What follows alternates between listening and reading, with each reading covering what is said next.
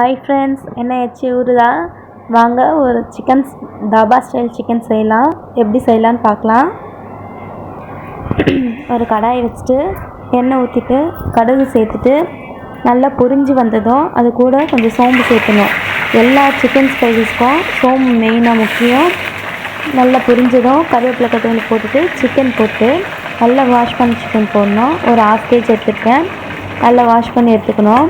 அது கூடவே கொஞ்சம் மஞ்சள்தூள் சேர்த்து நல்லா கிளறி விட்டுட்டே இருக்கணும். அந்த மஞ்சள்தூள் சிக்கன் கூட நல்லா ஒன்று சேர வர வரைக்கும் நல்லா வதக்கிட்டே இருக்கணும். நல்லா வதக்கி விட்டோன்னா சிக்கன்லேருந்து வாட்டர் ரெடியூஸ் ஆகும். அது வரைக்கும் வதக்கி விடணும். அது கூடவே இஞ்சி பூண்டு விழுது சேர்த்துக்கணும். சேர்த்துட்டு அதையும் நல்லா கிளறி விடணும். நல்லா கிளறி விட்டுட்டு அந்த வாட்டர் ரெடியூஸ் ஆகிட்டு அதெல்லாம் உருகி வரணும்.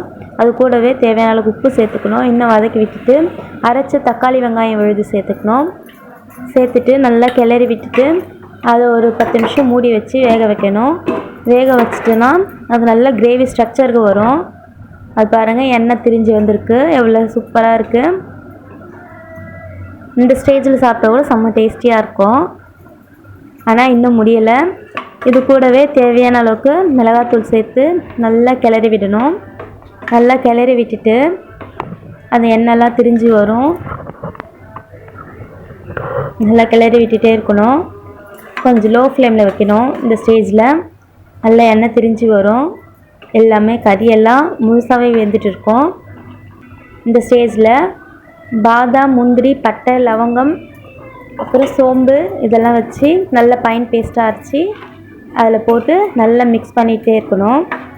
நல்லா மிக்ஸ் பண்ணி நல்லா கொதிக்க வச்சு அந்த பச்சை ஸ்மெல் போகிற வரைக்கும் கொதிக்க வைக்கணும். கொதிக்க வச்சு கொத்தமல்லி தூவி சர்வ் பண்ணால் சூப்பரான தாபா ஸ்டைல் சிக்கன் ரெடி. இது ரைஸ்க்கு, சப்பாத்திக்கு, இட்லி தோசைக்கு எல்லாத்துக்கும், பரோட்டாக்கு எல்லாத்துக்கும் சூட் ஆகும். செம்ம டேஸ்டியாக இருக்கும். பாருங்கள் எவ்வளோ டேஸ்ட்டாக இருக்குது.